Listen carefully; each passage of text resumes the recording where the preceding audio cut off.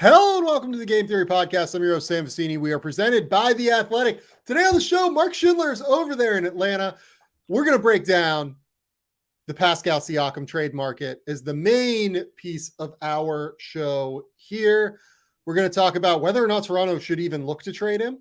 We're going to talk about whether or not the Atlanta Hawks should be in the driver's seat to get him if they do decide to trade him. It seems like Atlanta has been potentially the most aggressive team in looking to acquire Pascal Siakam based on reporting, certainly from Shams Charania, among other sources. We're also going to talk a little bit about the 2024 NBA draft. I released my 2024 big board / mock draft earlier this week, a top 60 ranking of the guys that I'm interested in watching this year. And I am very, very interested to hear Mark's feedback on this. Mark Schindler is here. Mark, what's going on, buddy?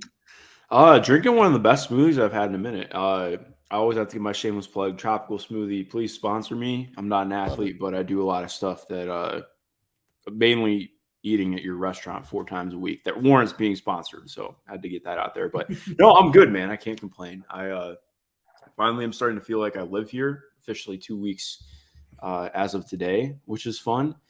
So yeah, man, I'm excited. A lot of really great basketball stuff going on. It's wild. I feel like every year, I always think like summer's going to be a break, and then you don't have NBA going on, and obviously like I work for the WNBA, so I'm ready for that, and there's a routine with it. But then it's easy to forget how many different things are happening internationally and across the country that you have to keep up with on top of it. So it's been just been kind of a whirlwind. I have no idea how it's August 11th already.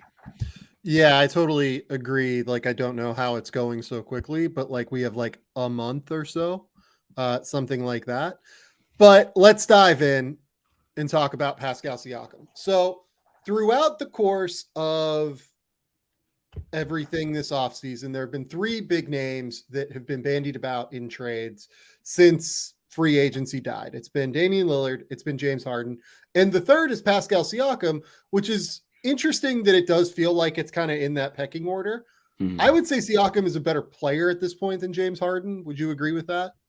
I think on balance from last year, I would say yes. Like, I think that for stretches of the season, James was like very clearly all NBA, which I think Pascal was an all NBA level player too. So I think when you're talking like 15 to 20 around there, it's not like between 10 to 20, I think wherever you want to put it. So I would agree that it's around the same tier.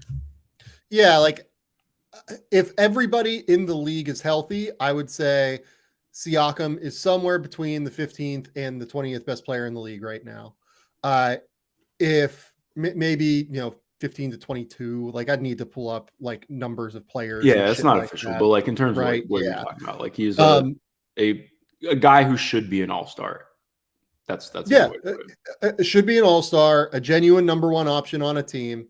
It was like pretty interesting to me, some of the choices that people made for all NBA over Siakam. Siakam last year set his career high in points at 24 points per game. He averaged 8 rebounds, set a career high in assists at nearly 6 per game, was even a little bit less turnover prone throughout the course of the season. His issue in general is that he can be a little bit of an adventure from time to time, finishing around the basket and with his shot selection. And additionally, the 3-point shot can kind of waver here or there. And over the course of the last 3 years, the 3-point shot has really wavered. He has taken somewhere in the ballpark, I believe, of about 800 3-point shots and only made 32% of them over the course of that time. The shooting not quite being there for Siakam, I think, at least from behind the 3-point line, has gone a little bit under the radar, because if you look over the last 4 seasons at his true shooting percentage compared to league average, it's actually been a little bit lower. He's been about 2% below league average in 2020, which I would say is his best season of his career when he was 25 years old. He was 4% below league average in 2021. He was right at league average in 2022, and he was 3% below league average last season. He was actually below league average in effective field goal percentage. So essentially just 2s and 3s mixed with shot distribution. across each of the last 4 seasons. It was actually 6% below league effective field goal percentage average over the course of all of last season. So the inefficiency is there, and yet I still think he is very clearly an awesome basketball player that affects the game on both ends, uses his length, uses his motor, uses his athleticism. Having improved as a passer and playmaker, I think, is a really underrated thing about his game as well. I really, really love what he brings to the table, and I think he'd be like a genuine difference maker for a lot of these teams. Where do you think Siakam kind of settles in the hierarchy? How do you evaluate Siakam's game, and what do you think of him as a player? I think I'm probably a little bit higher on Siakam than you are, honestly. Like, and not to say that you're low on him, but I don't have the same feel about his finishing in the paint. I think part of it is just like how congested that offense can be in the half court. Yeah. Like, I know part of last year, like obviously the offensive rating was so much better, but I think a lot of that was, I don't want to, for what it's worth too, I want to be clear. He made 75% of his shots at the rim last year. He was very effective at the basket last year. Yeah. To me, any time that it happens is on like occasional drives where you're right. Oh, he does not have much space to operate. You're 100% right about that. Yeah. And I think part of like mentioning with the shot, part of what's so interesting about it too is I think it's easy to kind of forget that the shot is questionable sometimes because he's so effective from everywhere else on the court. Like, I wouldn't go as far as saying like he's, you know, a top flight mid-range shooter, but he is like sneakily one of the best mid-range players in the NBA.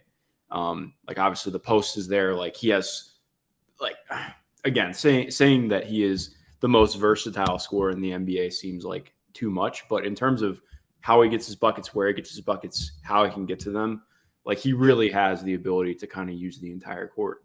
But I think part of what's interesting within that is he's a guy for me. Like, I don't think that it's super easy to just envision him in another place. Because I would definitely consider like Siakam a guy who has a really good feel for the game. But I do think it's worth noting just how different Toronto's offense is from other offenses and like what he does. Like, not that Toronto doesn't prioritize ball movement and stuff, but like they played very isolation heavy at times last year. Yep. A lot of stuff is, you know, starting out of not the low post to draw to, it's playing out of one-on-one opportunities and drawing two out of that. And a lot of teams don't play like that. Like, there are moments where they do, but in terms of the level to which they do, it's not the same.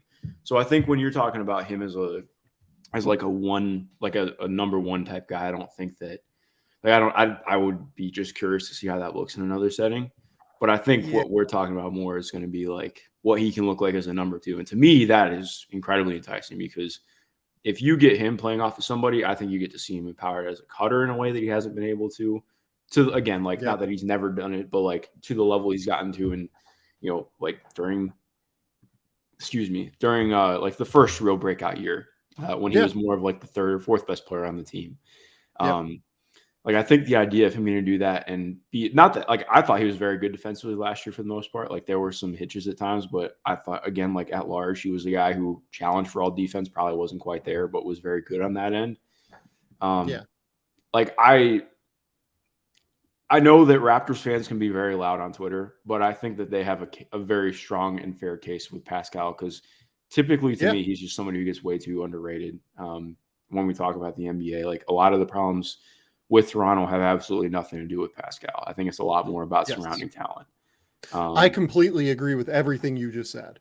I think he is genuinely way underrated and is a legitimate top 20 player, top 22 player in the league, which means in a vacuum, that means he should be a number one option somewhere, right? It's just that when he is your number one option, you might not be a great team, right? Because there are only, you know, in theory, there are only 15 teams that can have a number one option that is an above average number one option. And that's if all of the number one options are evenly distributed across the league, right? So Siakam is a really genuinely great player. It's just that if you want to be a great team, I don't think he can be your number one option. And that's kind of what Toronto seems to be running into at the moment. Now, I want to break this into two separate kind of spaces here. So the first space I want to talk about is, should Toronto look to move him? And in that part, we have to get into what Toronto is doing directionally in terms of their organization. The second piece is, what would he look like elsewhere, and what should his value be considered elsewhere? And that'll be like a whole different conversation, right? So the first piece, let's start here. Should Toronto look to move Pascal Siakam? I think is a really interesting question. It all depends on what they want to do, right? Do you have a feeling on what they want to do? Because like I honestly like don't know. I don't know what they should do at the end of the day. The fun part is I don't really like. I have my ideas about where I'd like to see them go, but I think part of what's difficult is that even talking to friends and around the league who work for teams, like part of what's difficult is that nobody really has an idea of what Toronto wants to do.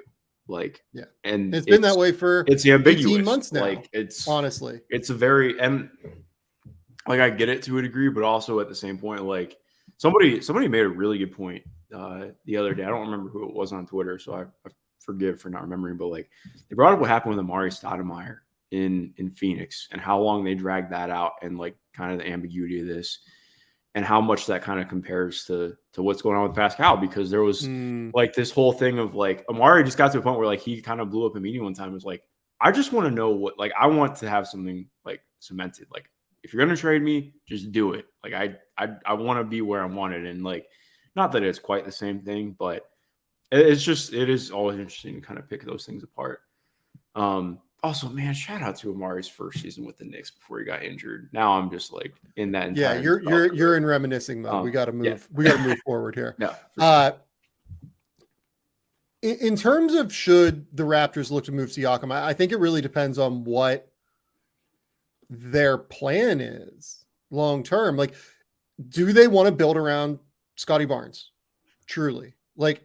I think there is a very real case that having Pascal Siakam on your team is probably taking reps from Scotty and probably ends up condensing the court for Scotty Barnes as a driver and playmaker, which is where he is best right now as an offensive player, and probably makes it a little bit harder for him. The problem is that Pascal Siakam is just drastically better than Scotty Barnes right now, and that's a fact. Scotty is a really good player and like certainly a starting quality player in the NBA right now. And he's super young. And I think there's a chance he can get to a really, really ridiculously high level. But right now, Pascal Siakam is a better player than him. So if you have Pascal Siakam on the team, you need to, at the end of the day, give him the ball and let him rock in terms of the hierarchy of players on the roster. The question I think Toronto needs to answer is, do they want to go 100% in on building around Scotty Barnes? Like, because if you move Siakam and you get back something like that Atlanta offer, like, and I'm not saying specifically the Atlanta offer, we will evaluate that momentarily. If you get back something like De'Andre Hunter and A.J. Griffin, that is a way for you to really evaluate Scotty Barnes as an overall player. You have shooting, you have defensive capability, you have real spacing around him, you have Pirtle inside to be able to try and A, have a pick and roll partner for Scotty, and B, have a defensive anchor on the interior to be able to do some things. The question for everything Toronto-wise is, should you build around Scotty Barnes long-term? And does trading Pascal Siakam allow you to get the cost-controlled and relatively young, on the same age timeline as Scotty Barnes players that could allow you to build a contender long-term, is kind of where I'm at. So I'll ask you the first question. Like, would you go all in on building around Scotty Barnes at this point? Yes, and here's why. Because I think part of what is interesting, and I like hear people's, because I can hear people saying it already, like, well, I don't think Scotty's good enough to build around. I'm like, will I probably agree in evaluation that I don't think he's going to be the number one guy on a title team? Like, exactly like you mentioned, I think part of going in a new direction is that you got to figure it out. Like, okay, what can he get to? How can we develop him? Because clearly, like, I think there's definitely credit to the idea of like putting a guy in an adverse situation helps him develop in some ways, but also like, okay, at the same point, we want to pander's the wrong word, but like we want to build around a guy's skill set and like make a roster that works for him and figure that out. So I think when you put it in that aspect, like, yeah, I would like to see that. Like, I want to see what that can look like in maybe a less congested offense where he's more of a focal point, or can be more of a focal point, and it's intentional around him. You know, what does that look like if he gets those opportunities and reps to keep building that out and see where that can go? And I think that's worth investing in. And more mainly, I think that's worth investing in because this to me has run its course. Like, I think it ran its course already over a year ago. You know, once that finals happened in Philadelphia, not finals, the playoff series happened in Philadelphia, I was like, okay, this is kind of, let's move on here. And then it dragged out another season. And to me, like, I don't see the point in keeping Pascal around for this when there's already been so much uncertainty of what they wanted to do. I just think with looking at how the rest of the teams in the East are building up and where I think they're going to be at, I just don't think this team is good enough to warrant playing for the middle when there's still so much to figure out with them. I just want to ask you a question. People always bring up like the best player on a title team thing, right? Do you know how many players are currently in the NBA that have been the best player on a title team? I think there's about 4 or 5. It's Nikola Jokic, yeah. LeBron James, Kevin Durant, Steph Curry. And yeah, that's kind of it. Giannis and LeBron. Oh, yeah. Well, I said LeBron. I did forget. Did you? So yeah. Who's the other one? It's Kawhi is the other one. I'm iffy. I think it's just so hard because of the injuries. He was 100% the best player on that Raptors team. Like, we have to consider him. But that's the reality. There are 6 players maybe in the league at once that can be the best player on a title team, right? And that's like an impossible standard on some level, right? But that's what you need. You need basically one of those 6 guys to try and win a title. I think we know Siakam isn't one of them. I feel pretty good that Scottie is probably not one of them, to be honest. I think he can probably, I don't know what the ceiling is on him. Like, maybe he can be a number 2. We'll find out. But there are 6 guys. That's a really low number. You're playing the odds. You should probably assume that Scottie's not one of those guys based on what we've seen so far and based on the lack of growth in his jumper over the course of the last, from when he entered the NBA until the end of last season. The question for me in terms of should Toronto trade Scottie Barnes now moves to. You mean Pascal, right? Should they move Pascal? I'm sorry. They're not moving Scottie Barnes. I didn't want you to get aggregated. So no, I know. Should they move Pascal Siakam? Comes down to his contract status. He has 1 year left on his contract. And his age.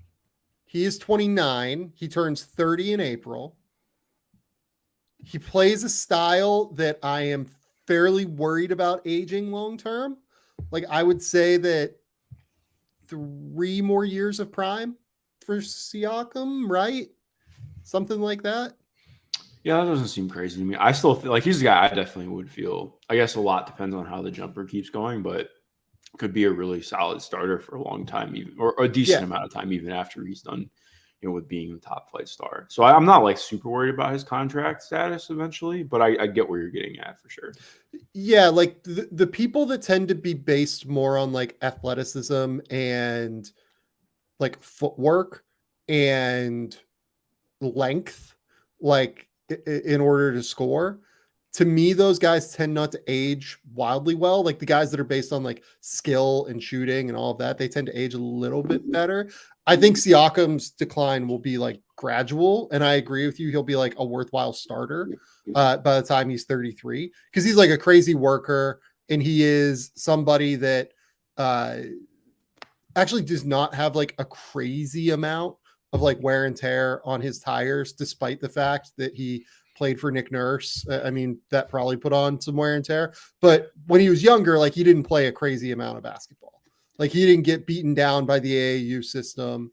Like, you know, he played 2 years at New Mexico State, entered the NBA older.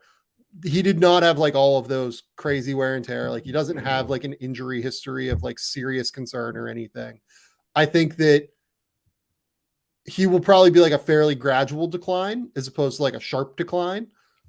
But I think it probably will be like 2.5 years away at this point when he starts to go from like where he is now to being like, you know, the 50th best player in the league, right?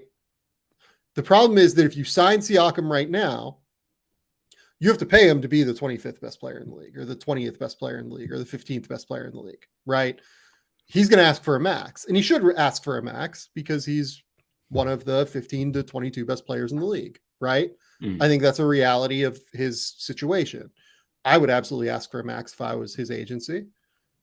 He's currently on a deal that pays him $37.9 million in 2023-24. He's extension eligible right now. And I think it's a little bit telling that Toronto is not, you know, done an extension here yet, right?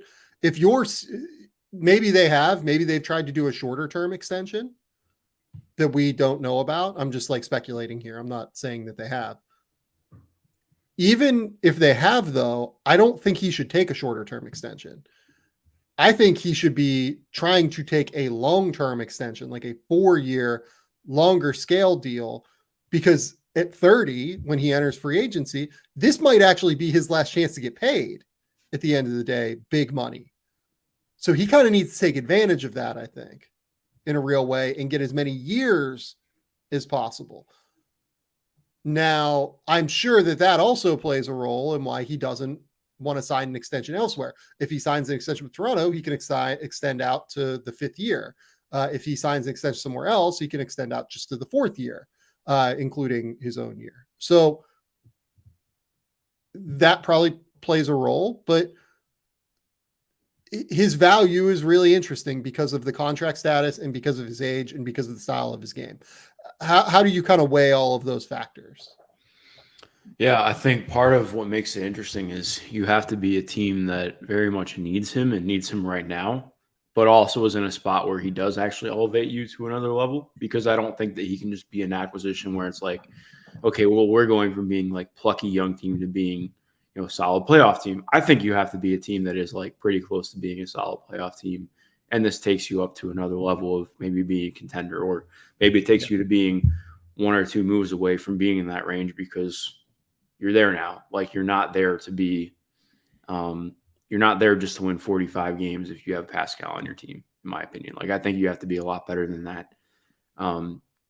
So I think it's weird because on one hand, like you're like, all right, well, there's a level of desperation to an extent. Like desperation's again, like probably too strong, but like I do think you're talking about teams that are in an awkward position that are like, we do need to level up without necessarily, well, also recognizing that this could be a deal that maybe doesn't look awesome for us towards the end, which I think is easier to stomach than it sounds. I mean, not as easy to stomach as it maybe seems on paper, just because I think like in general, maybe not as much with front offices and stuff, but there has been a lot of like kind of awkwardness teetering around what the new CBA has brought up and how deal structuring is going now. Yeah. But to me still, like, I think I just feel really good about it. Like, again, like it has to be the right team, which I think is, again, what makes it interesting. But like, I think if it is the right team, he just makes a lot of sense. But again, like he needs to go to a spot where there are like young, like obviously needs to be an established star, but I think like having some young talent that you feel good coming up to, because knowing like he's not going to, I don't think Pascal is going to be a star by the end of his next contract. And that's like, that's obviously a ways off still, but I do think that has to weigh in a little bit on where you're going, because if you do it wrong, you end up having an aged out core with a contract that is pretty massive. Again, like earned, but also I think you need to be on track to have somebody who is going to be in the wings in a sense, in terms of becoming that guy who maybe takes the mantle from him in like 2 or 3 seasons. So here is where the trade value thing becomes interesting. So Siakam has said he does not want to sign an extension with anyone else. And I saw a tweet from Christian Winfield earlier this week that said, like, why is this different than Dame saying that he won't, go play for somebody else other than Miami? It's incredibly different because Pascal Siakam is out of his contract after this year. He is not refusing to undertake the duties of his currently agreed to contract that extends out for multiple years. He is just saying that he will not entertain negotiations for an extension if he gets traded to his new team. That is entirely different. He is saying that he's not going to sign a new contract until after he plays there. It's just a totally different situation. He is the team that trades for Pascal Siakam, hypothetically, is not entitled to him coming to the table to negotiate. Yeah, that's just free agency. That's just being honest about your free agent intentions. That's not doing anything circumventing stuff. 100%. So what I want to ask you now is, given all of that, do we think that an expiring Pascal Siakam, where he's not going to sign an extension, you're going to have to play the risk of free agency with him, and you're going to have to pay him a deal if you want to keep him and give up real value for him, is actually an incredibly valuable asset league-wide? I think, again, I think that's what makes it exciting. It's a very nuanced conversation because I think for the right team, it's incredibly valuable. For the wrong team, I think it could end up being a huge mistake, because if Pascal goes there for a year, you have a nice playoff run, but it doesn't go anywhere, in terms of like actual contention. And then he books it after a year, after what you end up giving up for what Toronto seems to want. That doesn't look good. There's no easy way around that. So I think that's probably what's made it take as long as it has. And also just adds the entire layer to it of like, okay, well, how can we make this happen if we're not even confident that he's going to resign, or that there will be an extension on the table before he comes over? Like that. The problem for me is Siakam is very clearly more valuable to Toronto because of all of this, right? He's willing, theoretically, it seems like he's willing to sign an extension in Toronto based off of all of the reporting. Because of that, he's more valuable to Toronto. Mm-hmm. But Toronto does not actually want to engage his value by signing him to the extension, which almost artificially deflates his value in some way, and now creates this weird situation where teams have to try and consider multiple different pieces of the puzzle here. And I don't know what other teams should do. Like, truly, I am fascinated by this entire situation in a way that I don't know how to handle it. If I'm Toronto, other than just like, I would probably just extend him, I think, and extend him to trade him at the end of the day. Mm-hmm. But I don't know if they'll do that. Like, I'm skeptical that they're going to do that. So if they are not going to extend him, I think they should trade him. Like, I think that is where we're at. If you are not going to extend Pascal Siakam, if you are Toronto, I think you should move him. You can't have a Fred VanVleet situation where you lose him for nothing.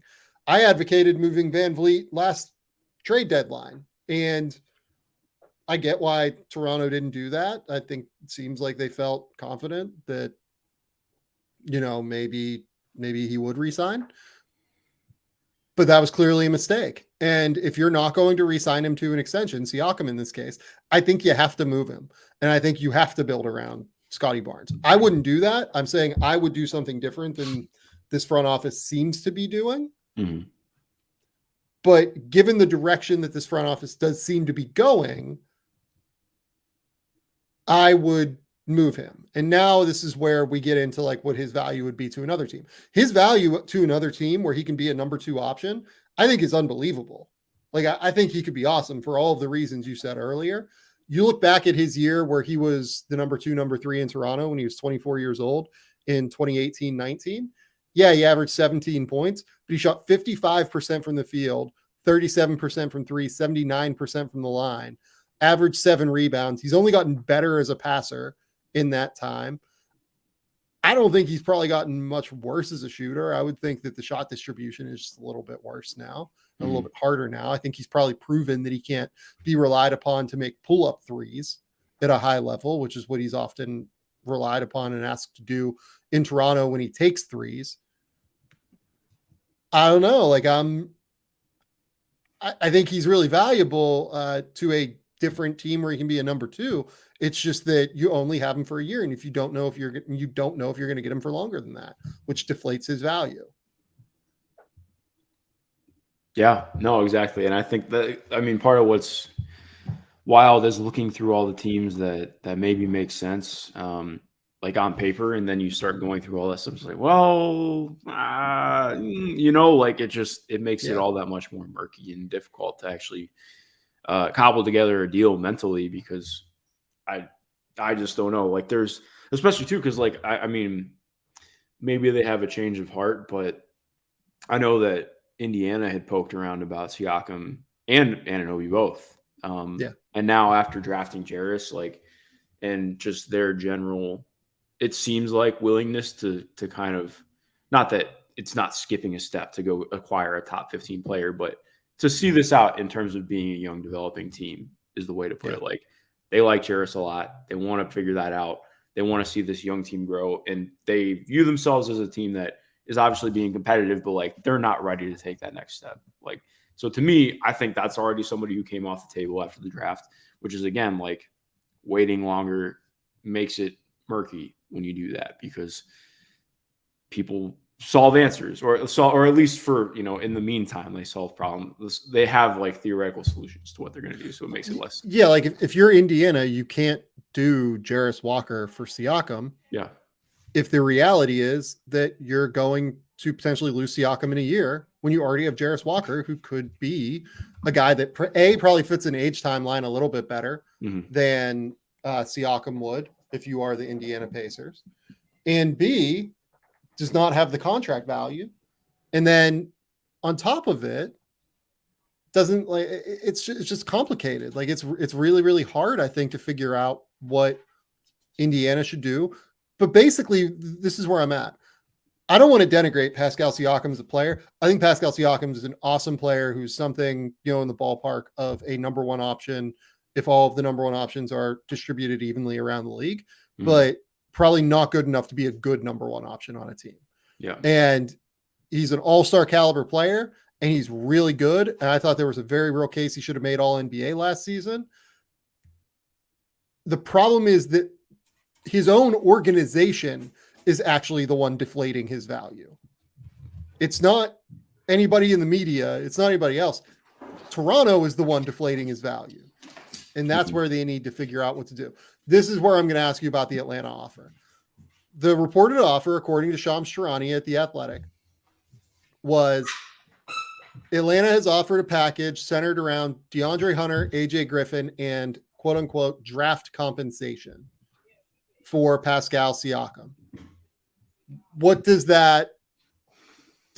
you think of that offer as a centerpiece? Let's assume that there is real draft compensation tied to this, but what do you think of Hunter and Griffin as a centerpiece for Siakam?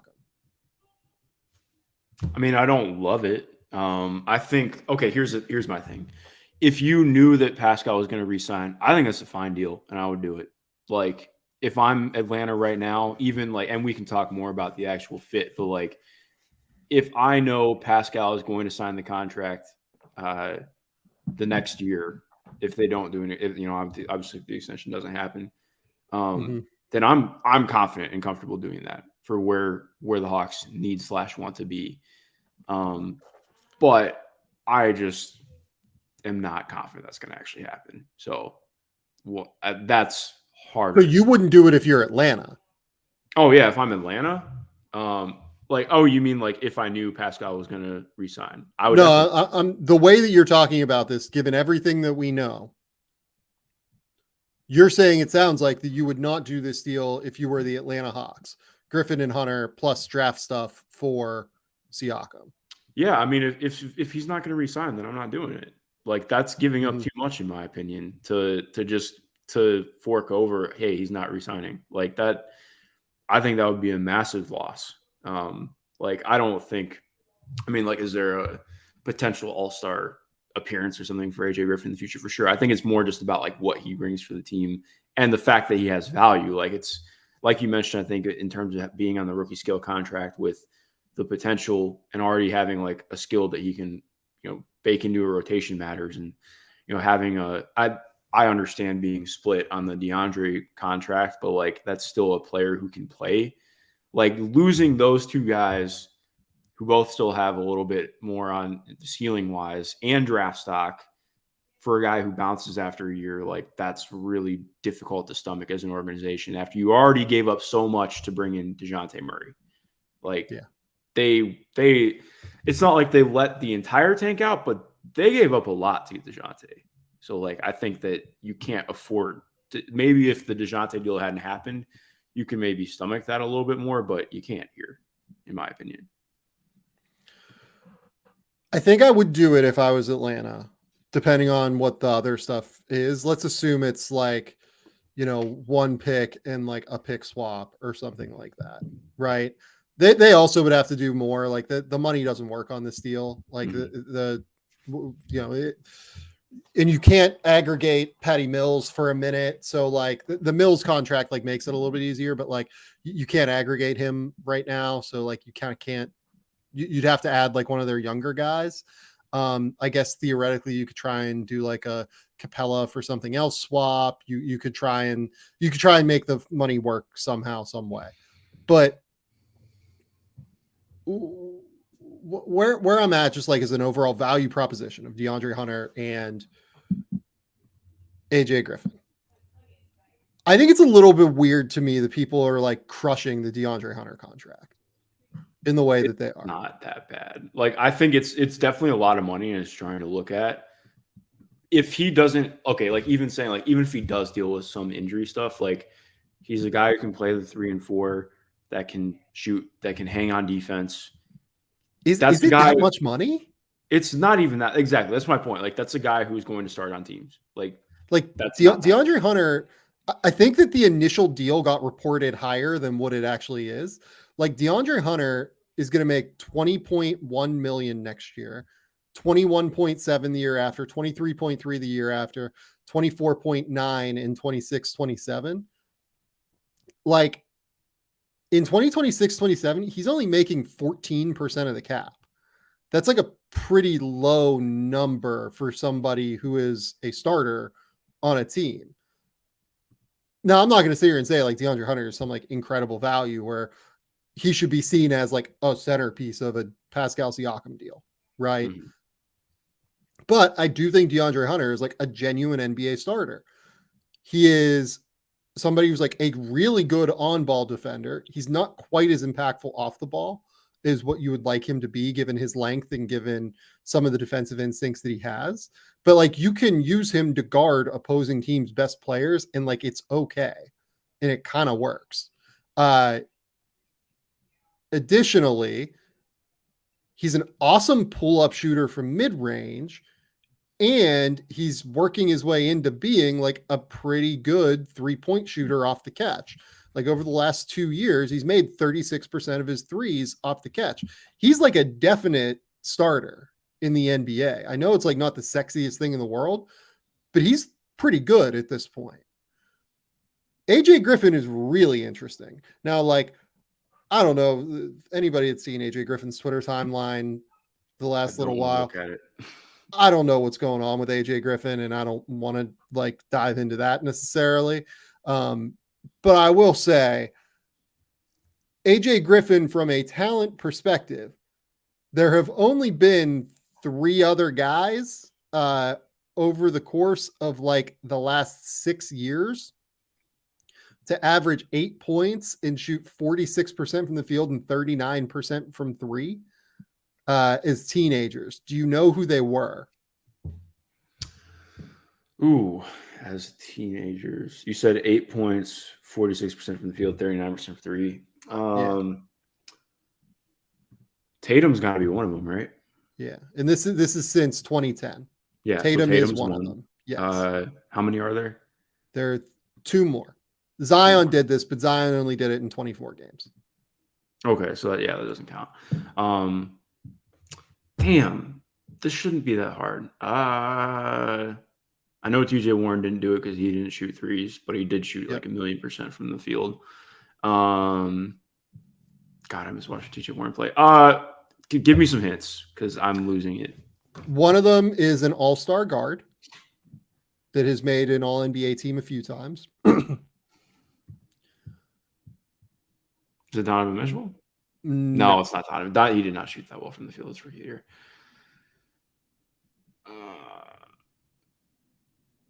I don't know. Tell me. Okay, that's Kyrie. And then the other one is a slightly bigger bodied top 5 pick. Bigger bodied than AJ as a wing. And a top 5 pick?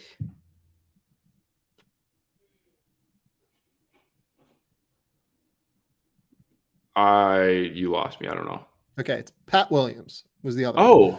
Oh, wow. And okay. Sneaky, by the way, Pat Williams is like pretty good. Like again, like I talked about this on the podcast with Spins and maybe with you last time. It might have been you that made me do this. I think so. Yeah. I went back and watched like a lot of Pat Williams tape. Pat Williams is really good on defense now. Like really, really impactful. It was a big part of them being top 5 in defense last year. Yeah. And is also morphing into a guy that can like be a real player. He's like definitely a starter. Essentially, like AJ Griffin is like definitely going to be like a starter quality player, I think, as long as whatever's happening with him doesn't overtake that. From a talent perspective, this guy is like really, really good. For him to be shooting at this high of a level already, I thought also he looked much more athletic than what he was at Duke. Agreed. I thought that his slashing looked better. I thought that his overall flexibility as an athlete looked way better. This is a guy that, like, I think by the time he's like 21, 22, might be like a starter quality player. And then we'll be able to like continue to grow from there. And we'll see what the ceiling is long term. It'll depend on what he can do with his ball skill at the end of the day and the health. Obviously, with AJ Griffin, given his health throughout high school, there's a concern that his health may not be a thing. For a player on an expiring contract, like Pascal Siakam is, I think this is a reasonable offer for Toronto if they're trying to build around Scotty Barnes. Like if that is their goal moving forward is to build around Scotty Barnes, you're getting 2 guys that fit with Scotty Barnes. De'Andre Hunter takes all the pressure off of Scotty defensively in every single way, shape, and form because he will take on tough defensive assignments away from Scotty on similarly sized players.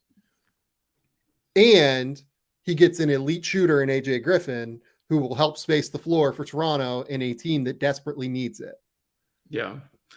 Yeah, I think because, I mean, when you just think about what that wing group would be, like you have, even if we're like, you don't have the quote unquote having a 1A star type of problem solved, but you have Grady Dick, AJ Griffin, and I still think DeAndre has room to grow. Like, I think he's only 25. Like, a lot of it to me is, can he just be healthy? And I think being in a new setting might be good for him too. I still think, and I agree with you because if I'm the Raptors, I'd take that deal like ASAP. I would take that deal without question. Like I wouldn't have to. It depends on what the draft compensation is, but like, even if I would not do that. I want to be clear. Me personally, I would not do this. I would just re-sign Siakam. I would give him an extension. Oh yeah, I just mean like if you're going to trade him, I think this is a good deal. But if you're going to trade him, I don't know if you're going to get better than this deal. Is kind of where I'm at. Yeah, no, I would agree with that. My biggest issue though is you just kind of get, and then I this speaks more to like actual just like on-court stuff than like the future necessarily, but you just have you have a lot of the same problems. Like, yes, the spacing's gonna be a little bit better shooting wise, but like To me, you it's still way don't have different. any real guard to believe in, which is But frustrating. if you're buying into Scotty, you're buying into him being the guard to believe in. That's the whole pitch of Scotty Barnes, is that he can play point guard. And again, like, I don't know that I want that. I don't want I that would want either. to have I I'll would be want to point have blank. more outs. I think see, because like to me, I don't know. And this is getting like going long on the entire Toronto thing, but I just think like that is a convoluted way to do it. Not like saying you're wrong and viewing it that way. I just mean like I think that you need to have a guard to actually have stuff be stable because you can't just do that all the freaking time. Like, I think, okay, try it out with second units and shit. But I think like we have just seen too many players who have come in with similar skill sets that are like that you just can't make them be point guards because of physical limitations. Like, that's not how it works. So Well, look, sorry. frankly, if you move Siakam, you're taking a step back next year, right? Yeah. Like, we agree. Like, if you move Pascal, you're probably taking a step back in reality. Yeah. So maybe you get a guard in this year's draft, right? Maybe you go out and you trade for one. Maybe you can move Gary Trent for like a veteran guard, just the immediate right? Aspect, but why couldn't you? I talked about Detroit last week on the show, like, or earlier this week on the show. Go try and get Monte Morris from Detroit. Like, having Monte Morris with Scotty Barnes as a guy that can run the show, but can also shoot off the ball. Like, if you kick out to him, and can make good decisions and can be like versatile and valuable as an offensive player while not like dominating the ball and being willing to play as more of like a secondary player. If you want to test the Scotty limits, I think that's what you do. To me, I would just re-sign Siakam and continue to go this way until I figure out like what I have with Scotty Barnes. I would want as many outs as possible. I think there's a chance that Scotty could be this guy. I just would need more outs than like going all in on it, is kind of my point. No, now, the thing is, if we're evaluating offers, what are the other offers that could theoretically be out there for Pascal Siakam, right? As an expiring deal.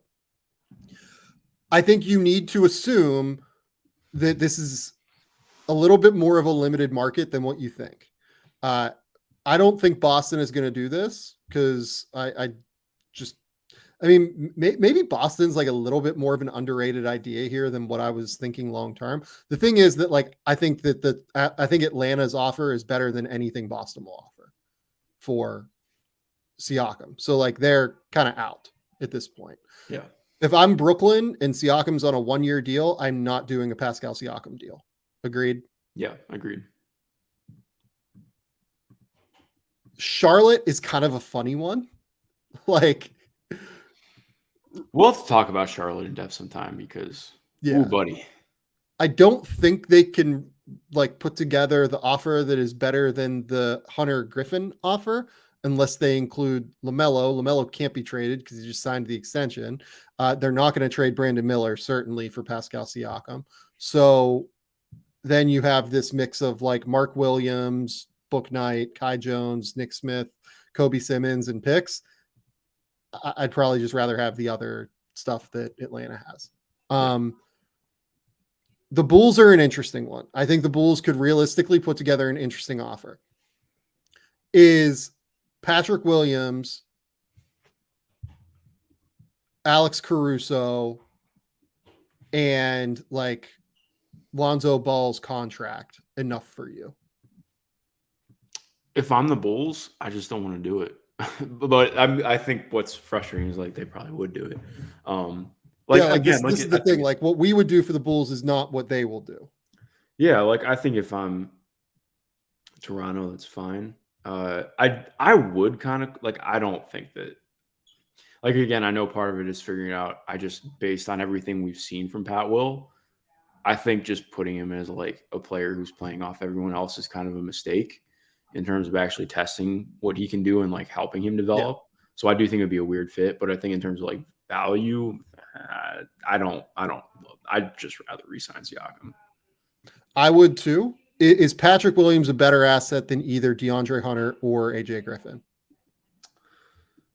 I mean, he's better than DeAndre Hunter I would rather have Patrick Williams than DeAndre Hunter. Would you rather have A.J. Griffin or Patrick Williams? I mean, it depends on the team for me, but I think I'd probably lean. I think I would lean Pat Will just because and I'd probably end up being wrong, but just because like he has I don't want to say it and have it come off derogatory, but he has like the Jeff Greenness to his game a little bit, where every so often you get the glimmer of like, well, what if he just puts it all together? And right. I think that there's a lot of potential for Pat to actually put it together, to be fair. But, and you know me, I love Jeff Green, but like, I do think like that's part of the difficulty in forwards like that.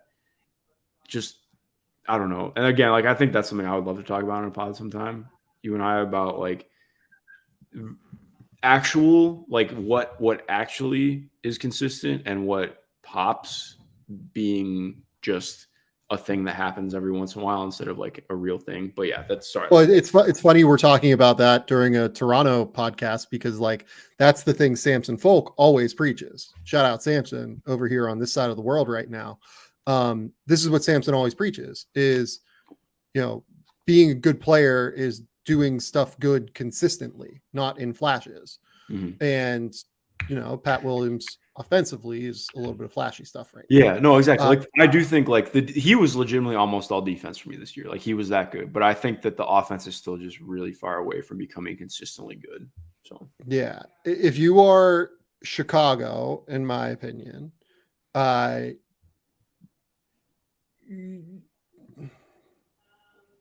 would not do this, but I can see a world where that front office would do it. Mm-hmm. I think I would rather just have DeAndre, Griffin, and picks, but I get if you think Patrick Williams is the best asset in that deal, I understand it to some level. Cleveland, they have Evan Mobley, they have Jared Allen. They're not doing this. Dallas, I guess in theory, probably would be in the mix here. Their best assets are Derek Lively, Josh Green, Olivier Maxence Prosper. Yeah, it does nothing for me if I'm Toronto. I don't think that really does much for me if I'm Toronto. I think the Atlanta offer is probably better. Denver, I mean, it'd be funny if Denver did stuff like Aaron Gordon plus, but I don't think they're be in the mix for that. I think they're going to keep their core together. Mm-hmm. Detroit, I mean, that would be kind of sick, but like really fun, but I don't think you can give up real assets for it. Yeah. Yeah. If you don't know that Siakam's going to resign. For sure.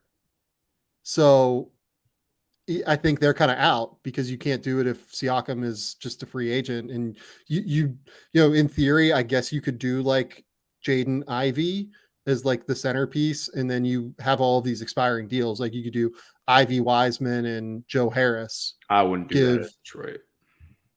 Look, I probably wouldn't because I'm just saying, like, want the cost certainty. I'm just saying, like, if you're putting together a package of players, that's probably what it looks like. Yes, I'd probably rather have Jaden Ivey than anything else, but if I'm Detroit, I don't do that. So that doesn't really make sense. Golden State's an interesting one. This is where the fun starts. Okay. Do you think that Kuminga, Moody, a pick, and the Chris Paul deal is a better offer than what Atlanta is offering?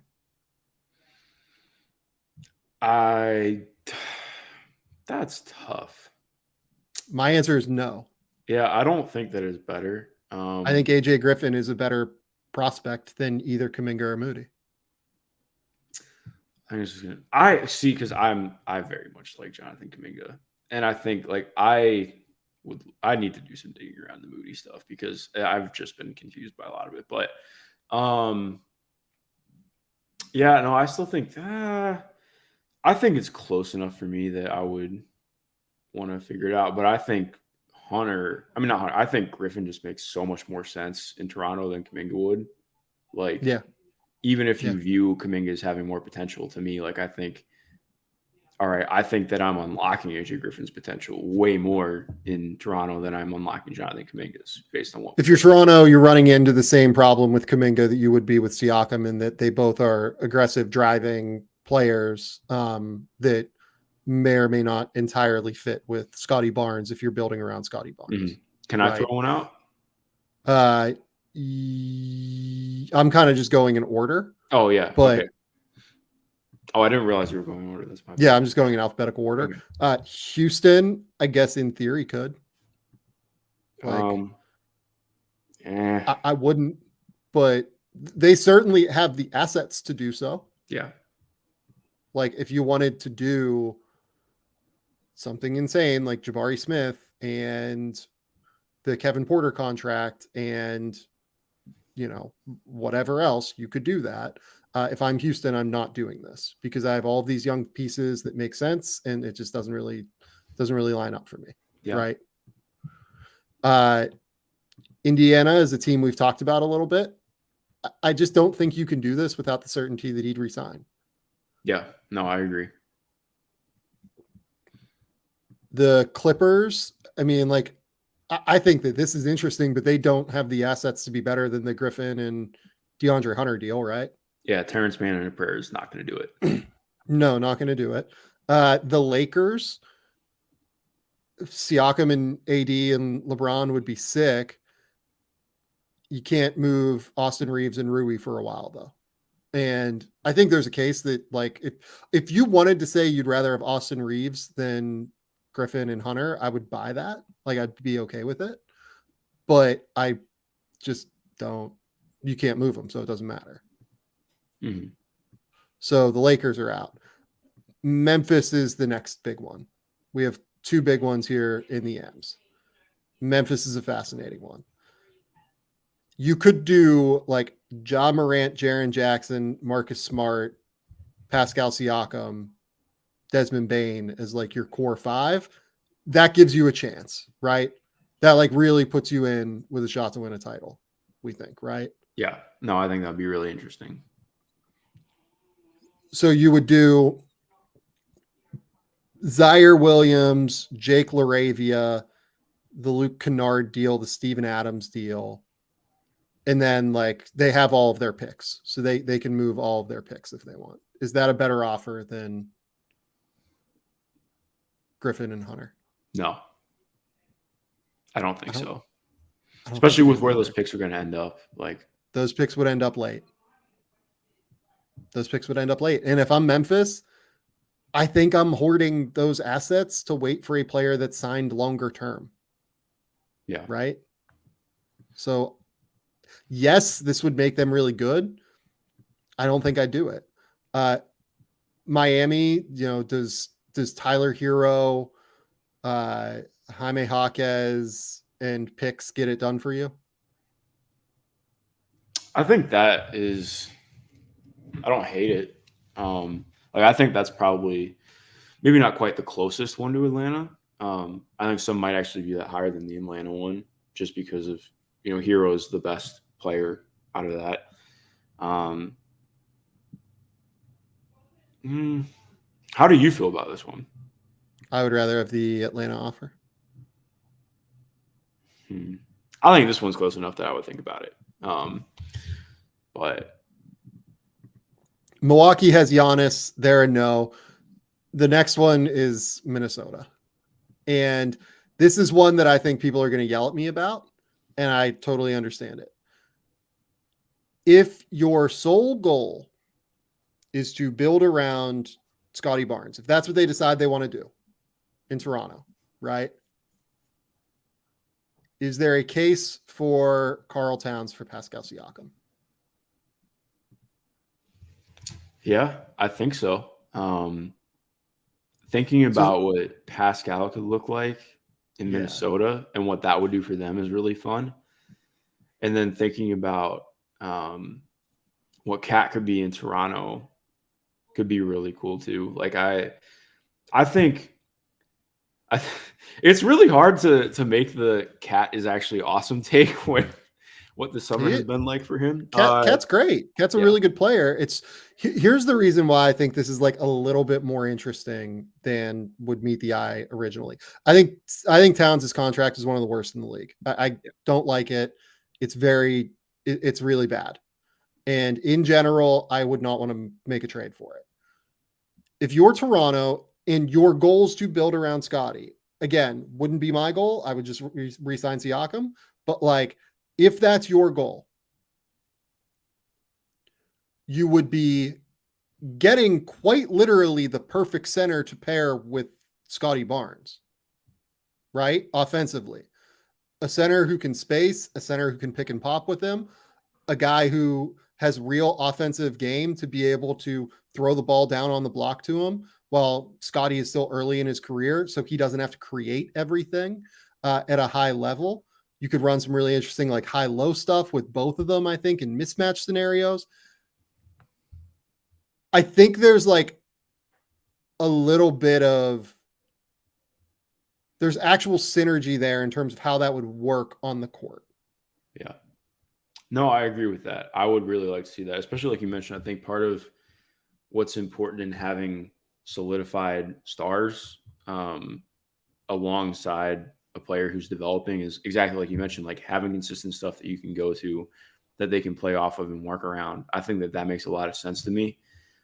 It is kind of weird though, like especially since they re-signed Pirtle. Not that you can't make that. Not that I think this is just like a bigger picture deal that like, yeah, no, I agree. I just think like kind of that figure it out. That just kind of speaks to like how wonky this whole thing has been from Toronto, in honesty.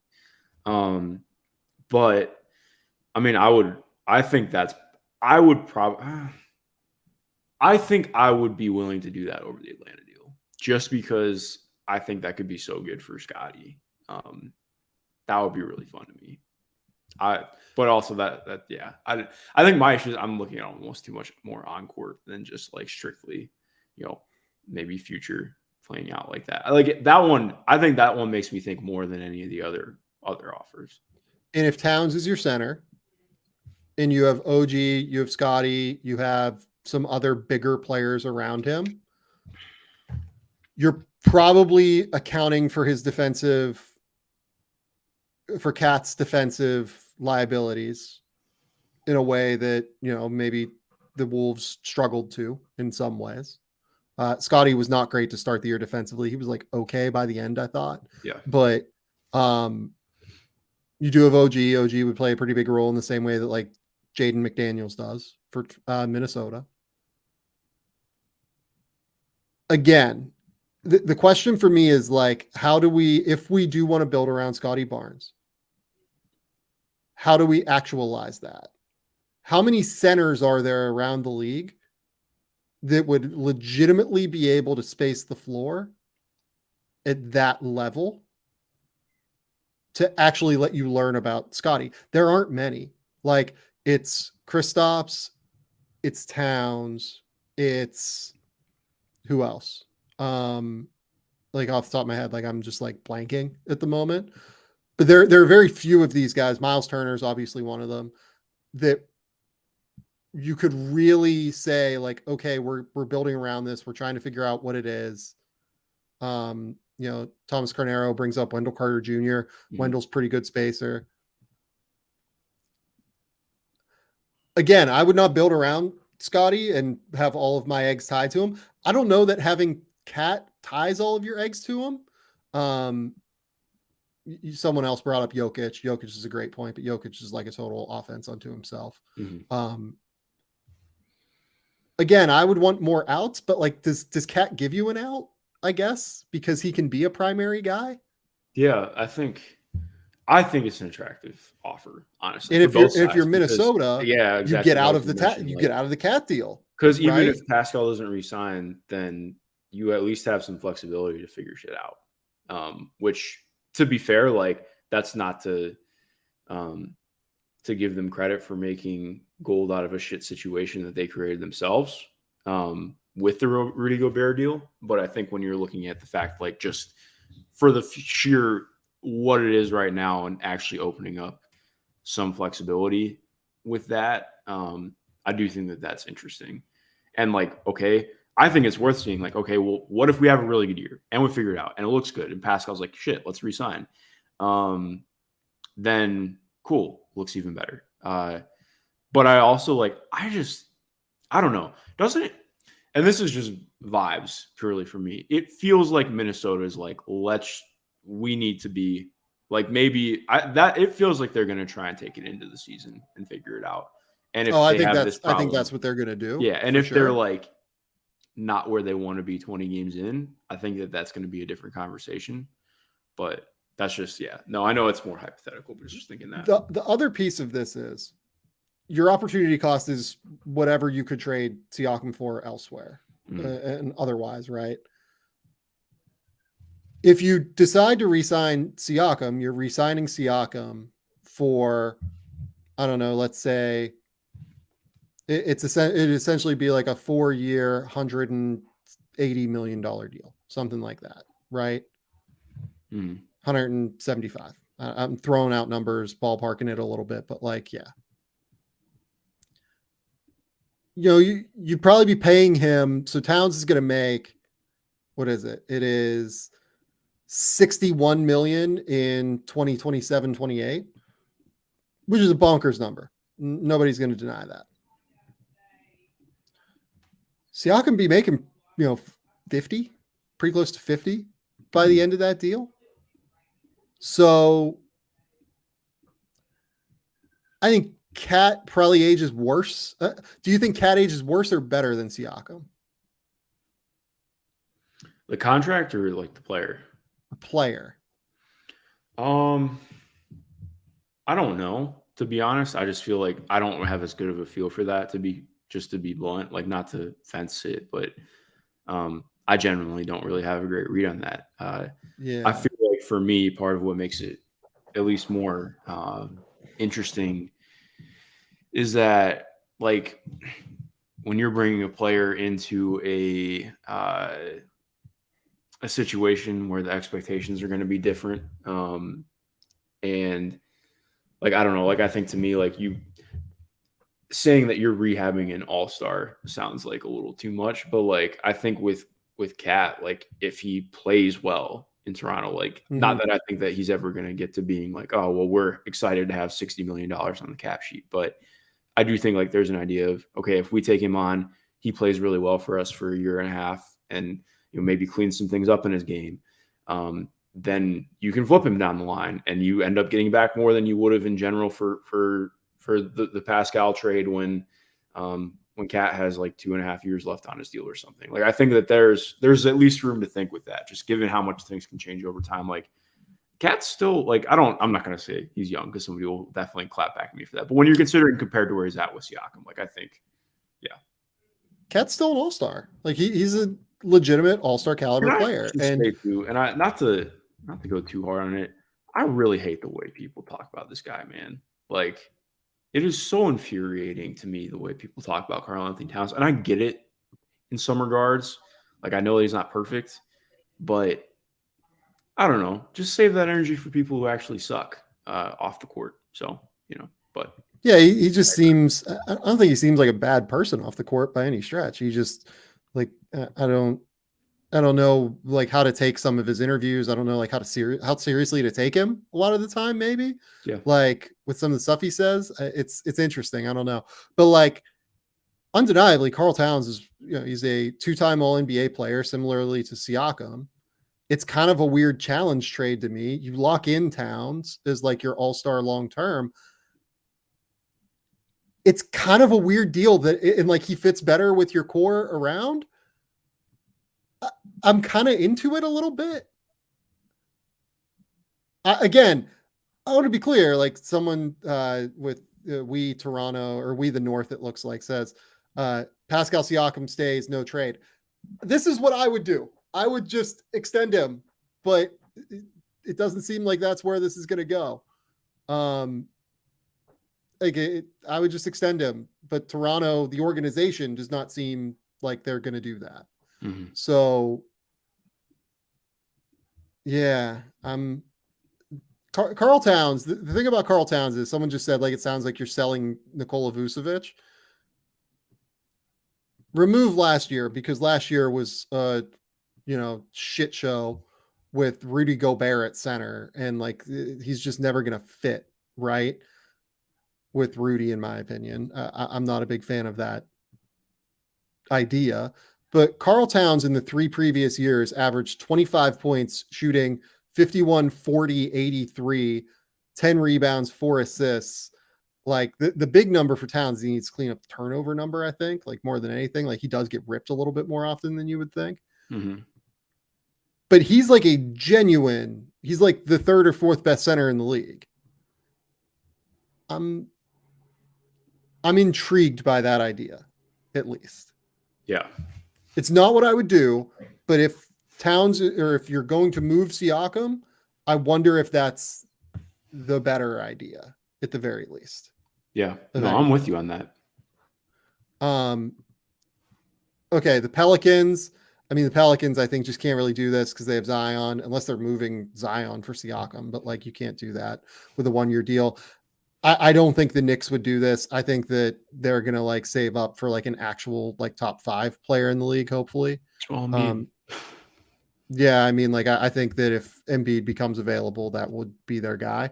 The Oklahoma City Thunder, they're just not going to do this for a 1-year player, I don't think. And I think they're going to look for more guys that like kind of fit their age timeline. The Orlando Magic have a million of these guys. I mean, then again, they have a million of these guys, so they clearly value them. But you already have Paulo Banchero, Franz Wagner, Wendell Carter, whatever you think Jonathan Isaac is. You probably don't do this. The 76ers, I mean, a funny James Harden for Pascal Siakam, like 1-year challenge trade, doesn't help anybody. That would be so funny. Yeah, it does nothing for anybody. It actually, like, it would be interesting-ish for the Sixers, but yeah, that's just no. Yeah. The Suns don't have the assets to beat the weird Atlanta deal. Portland does have the assets, but like they're rebuilding, it seems like. I mean, the question is like, could you try and do this around Dame and do something like, I mean, like, could you do Simons and like Nasir? And I mean, I think that where this breaks down is that Toronto would want Shaedon Sharpe, and I probably would not want to include Shaedon Sharpe in that deal if I'm Portland, right? Yeah. I think too, like if you're getting Anthony Simons, like you do not need to be greedy. Like obviously you want to get Shaedon too, but like especially if like you're comparing it to the other deals, like I don't know how you could get both. That would be kind of wild to me. Yeah, I mean, it seems like, look, if they're not going to move Dame and like they're going to get Siakam, that's interesting to me.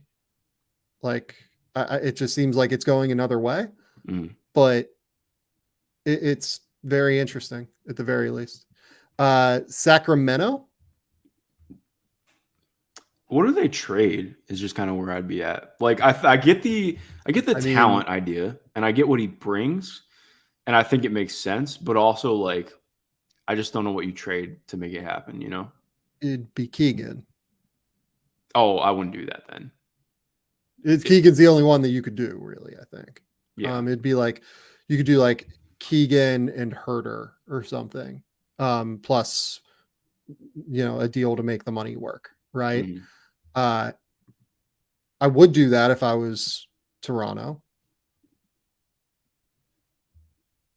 I don't think that Sacramento would move Keegan for 1 year of Siakam. Yeah. Again, like that's the kind of thing where it's like, okay, well, if you're getting like the full time of him, maybe. I don't think that he fits the offense. He's an interesting fit in that offense. I don't know what to think about what that would look like just because of how much they value shooting. But yeah, no point. Sorry. Yeah. Like I'm with you. I'm just trying to think through like if they were like, oh, okay, if we knew he was going to resign like that.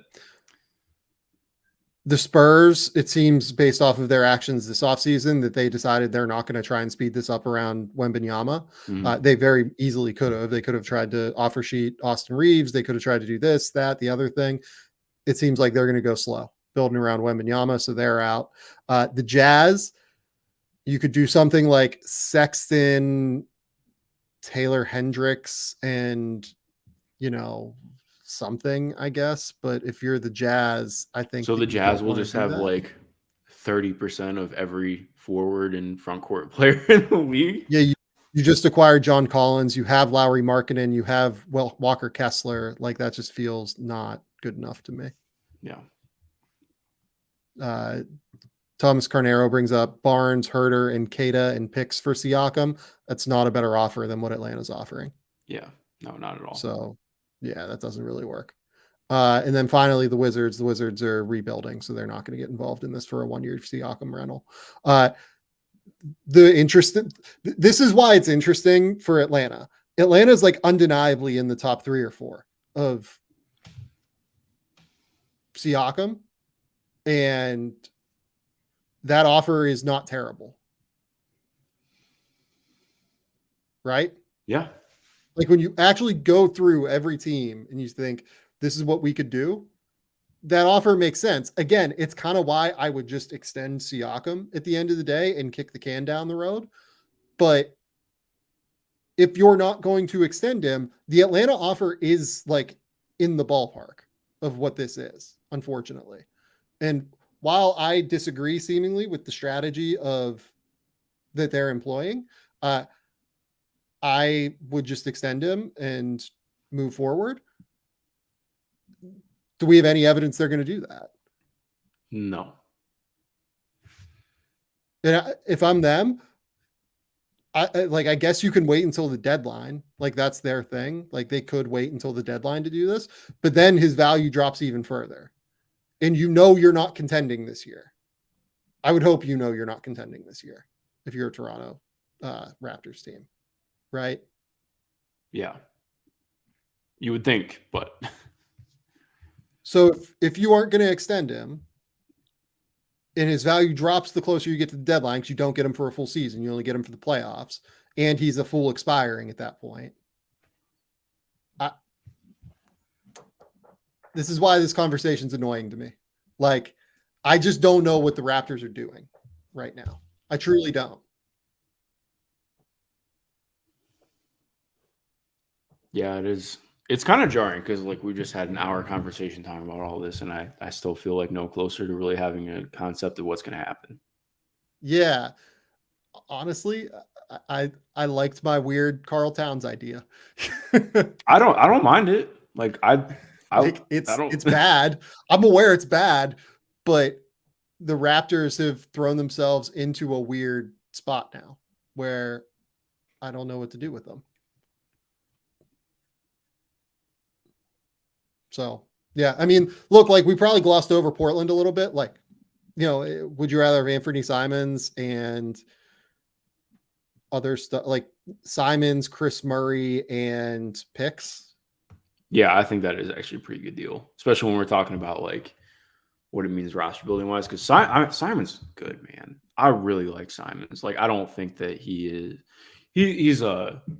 He's an interesting player in some ways, but like he continues to like he's made real strides every year, and what he could bring as an off the bounce shooter, and like the idea of like okay developing his 2-man game with Scotty, and like the idea of Scotty still really running the offense because Simons is still more of a combo to me than a true lead guard.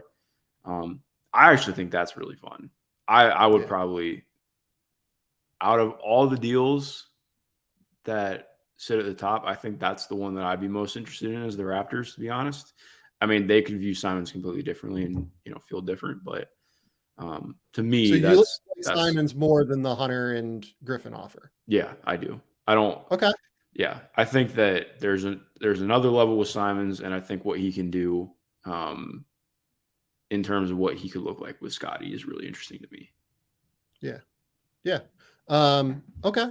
NBA Rigged asked if Siakam was willing to extend, why wouldn't Sacramento do Keegan and Barnes for Siakam? Sacramento desperately needs defense. I mean, I would. That's one to certainly think about. Like, and I'm not trying to make it seem fence city, but I think that's what's so difficult. Just because, like, I love me. I love Sacramento. And I think that they should move from Barnes, to be honest. Like, I think that that's the avenue to make a move. Like, that's your guy with salary who you can package to make something happen. I just worry. And let me be clear. They can't move Barnes until January. He has. No.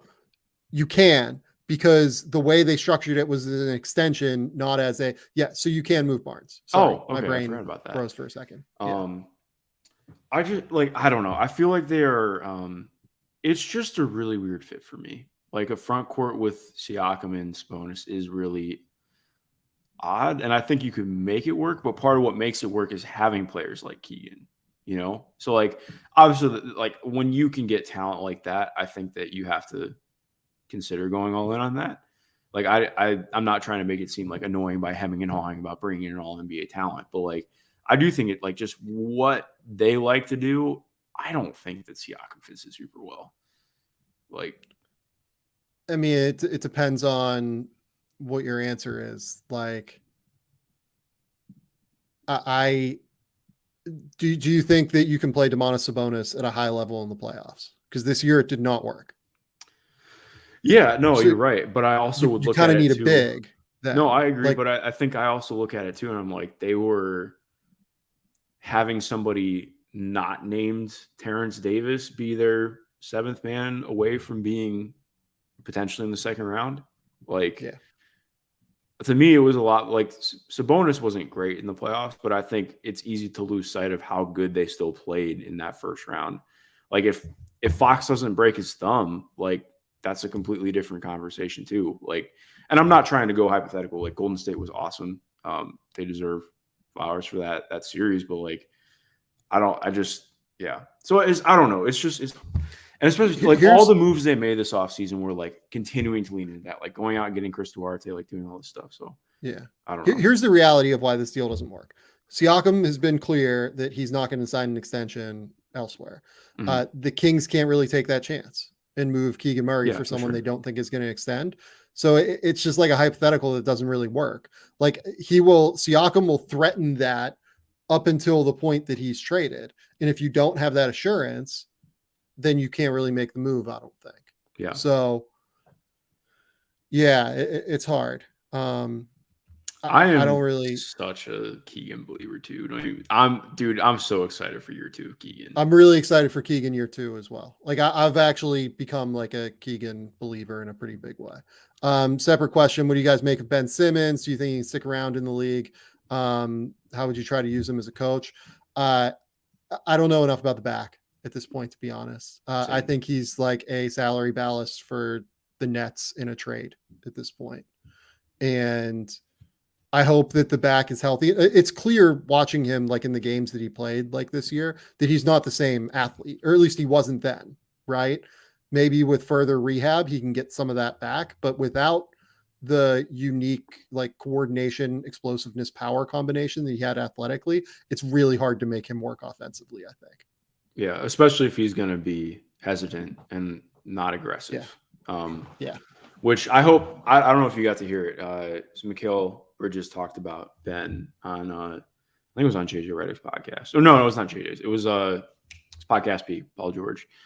That was cool. Like, I suggest anybody listening to that, just like getting to hear somebody talk about him like a human being was kind of neat. I appreciate that. I think that hot take, Paul George's podcast is really fucking good.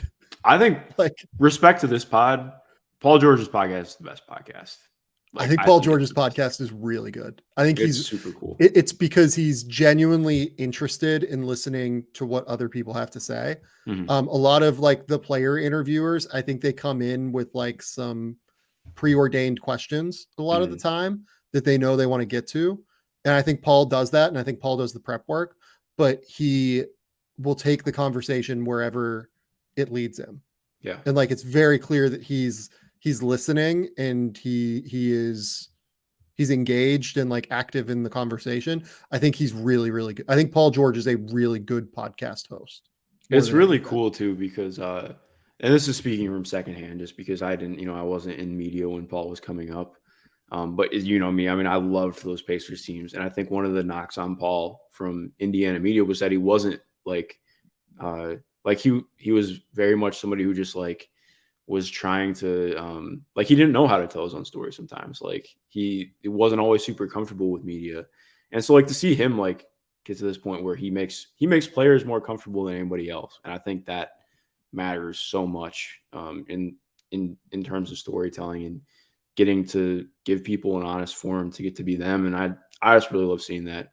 It's cool. And I'm excited to like, I think my favorite part, and again, not to keep going long on it, but just like, you get to learn more about Paul just by like him doing this and getting to talk to people and be around them, because in the way that he asks things, in the way that he like relates to things, like I think that's cool because we've just never really gotten to see that side of him. Like, I think he's always been a lot more of a quiet guy coming in, and like getting to do that has been really cool. Like, I just appreciate that a ton. It's cool.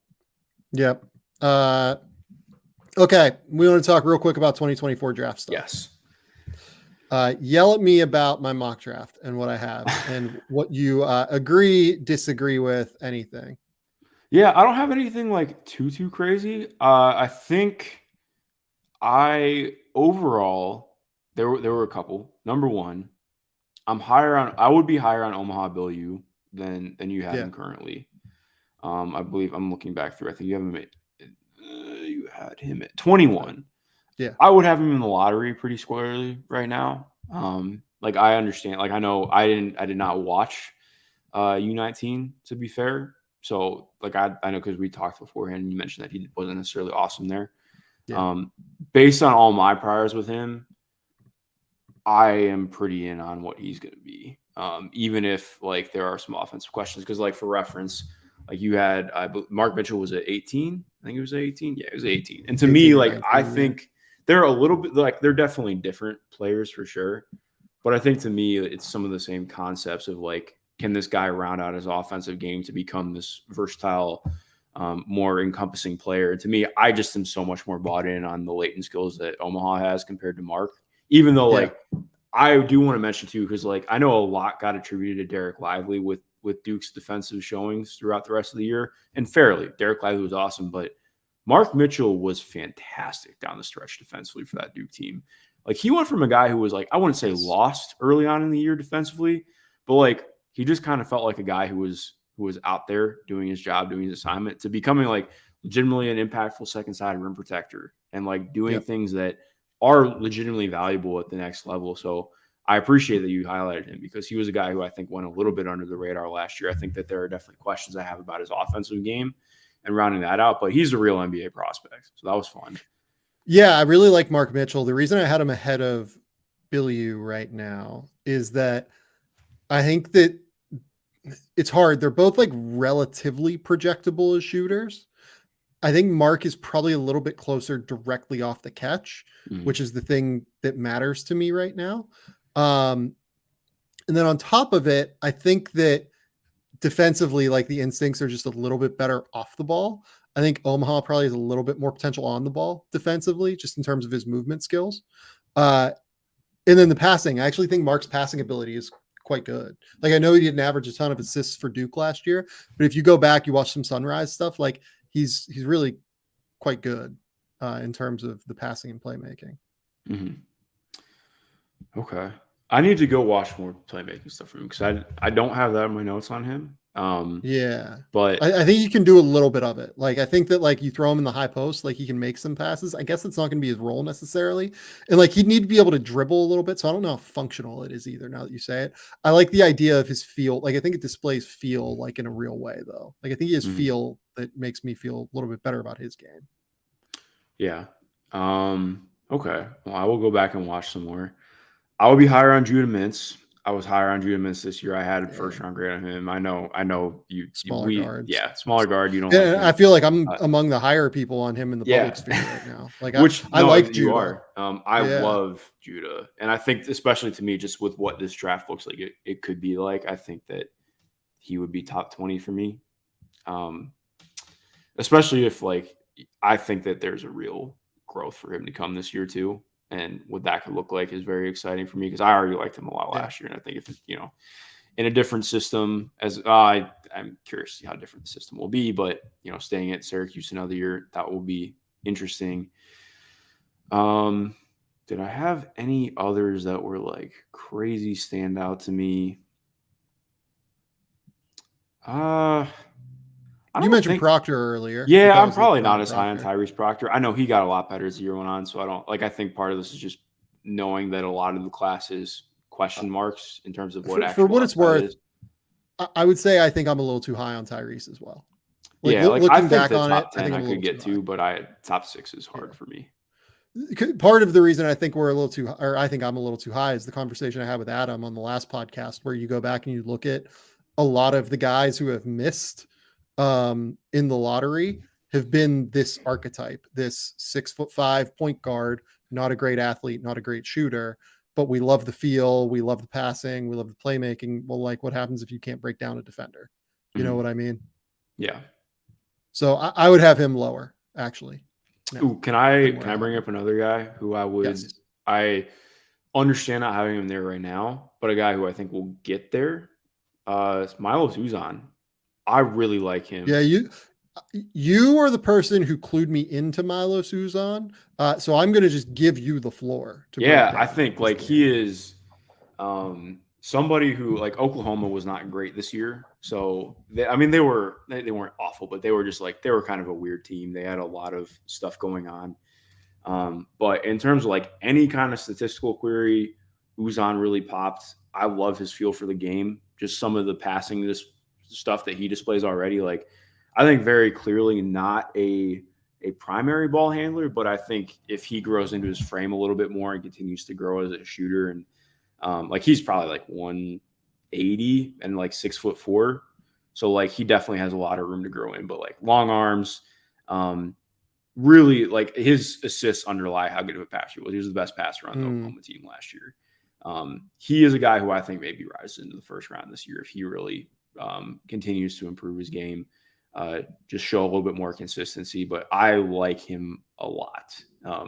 He was very fun to catch up on throughout the year. Yeah, I dig that take. The more I watched him, the more I was pretty interested. Let's see here. Any questions from people? Where was Baba Miller ranked? I just need to see way more of him not being a project to think he's a 2024.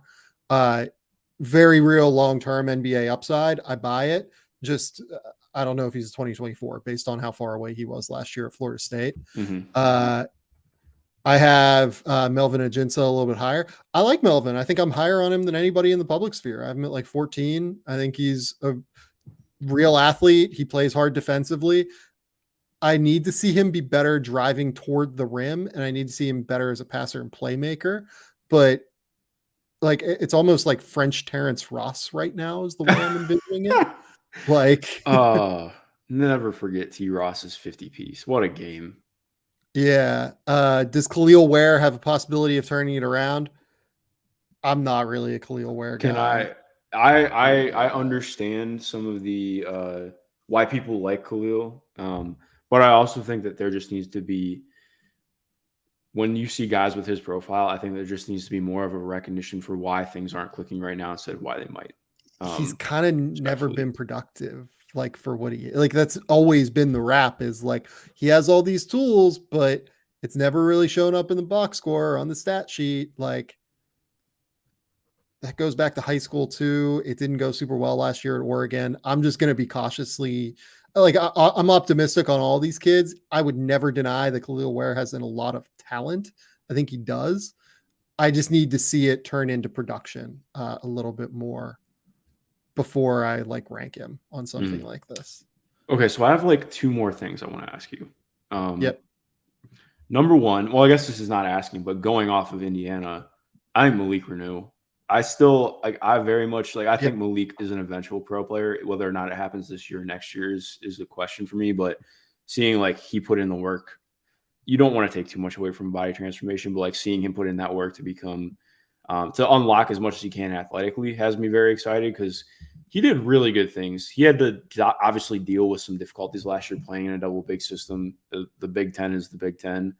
I just really like his feel for the game. I love him as a player.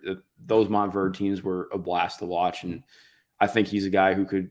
I wouldn't be surprised if he ends up becoming a real, actual draftable guy this year.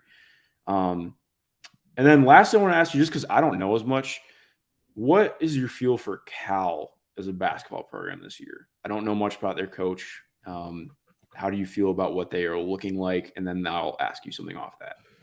Yeah. So with Reneau, I also really like Reneau. Reneau's the guy that I trust in that front court more than anybody else. Yeah. I think that Malik is going to be really good. Like, I don't know if he'll be all Big Ten this year, but I think he'll be really impactful as like a face-up four-man who can kind of play in the mid-post. And I think he'll average, upwards of, 14 points and 7 rebounds or something. And we'll see what it looks like, right? As far as Cal, from a talent perspective, I don't really see it. They did get Fardos, Amac. They also bring in Jalen Cone, who's like a super high level shooter and scorer from Virginia Tech, who recently played at Northern Arizona. The rest of the team, like, I'm just not okay. So you're not gonna like on. what I have to say. Like Yeah. Jalen Tyson, actually, I kind of like Jalen That's what I was Tyson. about to bring up. Yeah, he was a guy for me. Texas Tech was a mess last year. Like, don't even get me started. They were a really difficult watch at times, especially as the year went on. Like you mentioned, I mean, part of what obviously very like a different player than Tyrese, but when you talk about guys who maybe aren't crazy athletic but have tons of shot making, those are guys who I have always been lower on as well. And I think every time I watched Texas Tech last year, I watched Jalen Tyson. I was like, this guy is like legit 6'6". He's not amazing defensively, but he has some instincts, especially on the ball. I think that his passing is a little bit better than the assisted turnover indicates. Like, he's not an amazing passer, but he started to show some reads this year. And the shot making is very real for me. Obviously needs to continue seeing consistency and at a higher level with it. But he's a guy who, again, like, I think, all right, if things go kind of okay with Cal this year and he takes another step, like, I wouldn't be shocked. Like, I think that's a guy that should be on people's radars for sure. I like the take. I'm just going to be really interested to see if he's eligible because he's a 2-time transfer. And I didn't think about that. The NCAA, that's why I didn't think about him at first, to be honest. The NCAA seems to be cracking down on 2-time transfers. I don't know if he will be eligible. If he is, I totally agree with you. Like, he's really, really interesting player. Rebounds aggressively, gets his hands in passing lanes at a really high level. And obviously I think he can shoot. Like, I do think the shooting is pretty real at his size. It's just going to take a minute, I think. Definitely. There was another question I saw that I thought I was interested in. What is Modest's ceiling? And that's a fun one, I think, to finish on. I think his ceiling is probably higher than anybody in this class. Legitimate shooter right now. And like, legitimate shooter sometimes off of movement at 6'10", very real athlete. He needs to improve defensively. He needs to improve as a decision maker and passer and everything. But like, Modest's ceiling is quite high, I think. I don't really have anything to add on top of that, to be honest. So Philip Flores, this will be what we finish on. Philip Flores asked, did you all talk about Cooper Flagg reclassifying? We are going to talk about that on the Sunday going into Monday episode with Spins. The only reason we're going to do that is because Spins did a big thing on Cooper Flagg, I believe, that came out today, if I remember correctly. So Adam will be able to like dive in really deep with me on Cooper Flagg.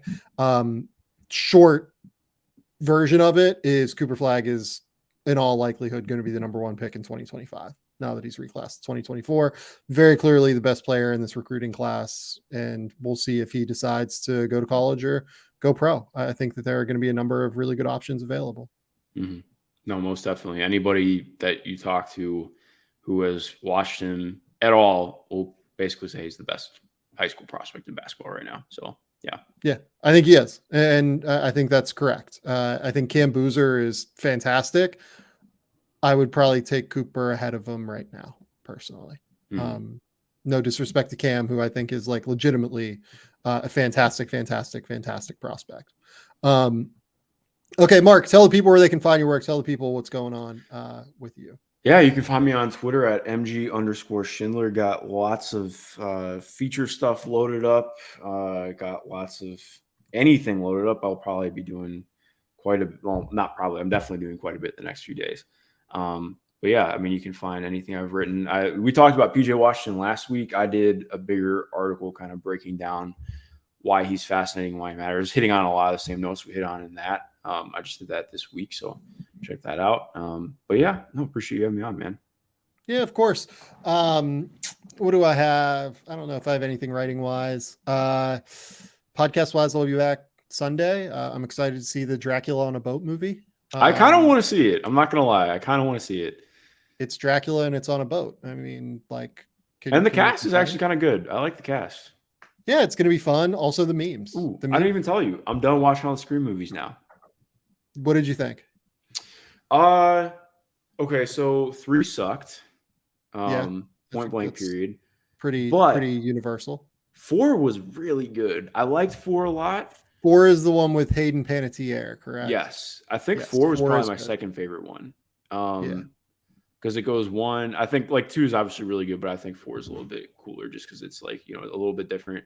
5 and 6 were fun. I agree with you. I'm excited to see where they keep going with it.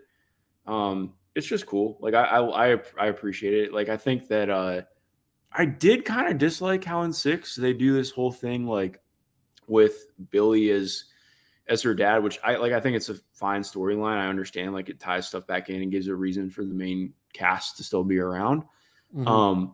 But I really dislike how they like do this whole like, oh well, really she's like the murderer take thing like at the end. I thought it was kind of dumb, and it feels like it goes against a lot of what the movie was about and like her actual character development. And so I didn't really love that, but other than that, very fun. I enjoy the movies a lot. Yeah, I'm not totally sure. I'm trying to think what I remember. I felt like I thought it was fun. I thought that part was like a little overwrought, and just a little bit bizarre. What else? I saw Talk to Me. Have you seen Talk to Me yet? I need to. I just haven't had time to go to the theater, and I don't know where there's actually there's a super cool like not retro because they show like new movies and stuff, but there's like a really cool theater on Ponce de Leon Avenue that I need to get to because like that's just like a cooler part of town on the east side that I want to be around. But yeah, I want to see Talk to Me. Ooh, you know what? Okay, mentioning A24. Have you seen Beau is Afraid yet? No, it's on my list for this. I just watched it yesterday, and I think the best way for me to put it is I have no idea how Ari Aster got somebody to give him the money to make that. Like, I legitimately enjoyed watching it. It was because he made 5x's budget on Midsommar and made 10x's budget on for Hereditary. Sure, but more like you just have to watch it and get back to me. Okay. Because like that was kind of insane. It was like a horror movie, comedy, esoteric thriller with so much like Joaquin Phoenix was insane. Like that's there is a scene where it's just 45 seconds of Joaquin Phoenix wrestling a guy naked in his bathtub as water overflows over the sides because the guy falls off the ceiling.